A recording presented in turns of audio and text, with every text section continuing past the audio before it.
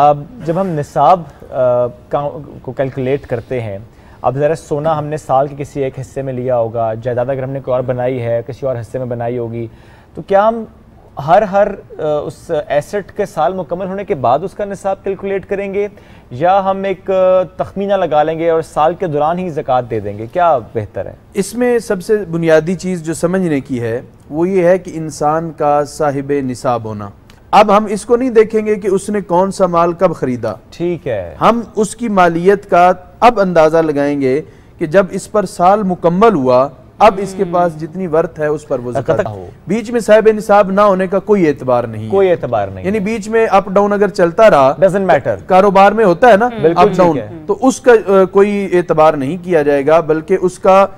अव्वल और आखिर है और अब उसे ज़कात देनी है। यानी साल में जो भी माल लेगा, अगर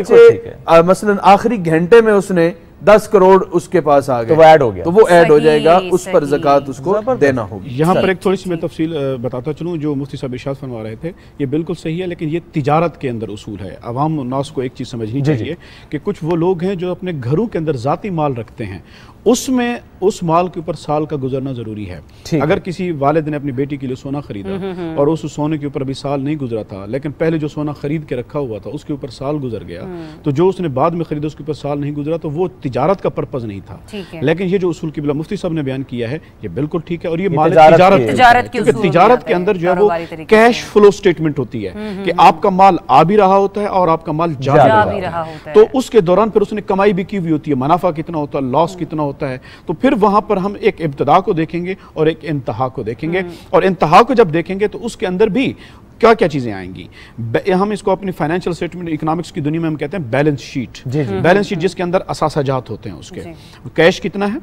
और उसके अंदर उसका असासा कितना पड़ा हुआ है, और दुकानदार है उसके पास माल कितना पड़ा हुआ है, फिजिकल माल, और उसका कितना रिसीवेबल है, डेट रिसीवेबल्स, यानी उन्होंने उधार पे भी माल फिरोख्त किया हुआ होता है, और काबिल वसूल अदायगियाँ होती हैं। अच्छा, काबिल वसूल अदायगियों के अंदर कुछ अदायगियाँ, कुछ वसूलियाँ वो होती हैं जिनके बारे में उनको कन्फर्म होता है ये हमें वसूल हो जाएंगी, और कुछ के बारे में फाइनेंशियल स्टेटमेंट्स ये लिखती है बैड डेट्स उसको कहते हैं। बैड डेट्स का मतलब होता है कि ये हमें वसूल होने वाले नहीं हैं, तो फिर उसके बारे में शरीयत उनको इजाजत देती है कि बैड डेट्स को वो अपने असासों में शुमार ना करें,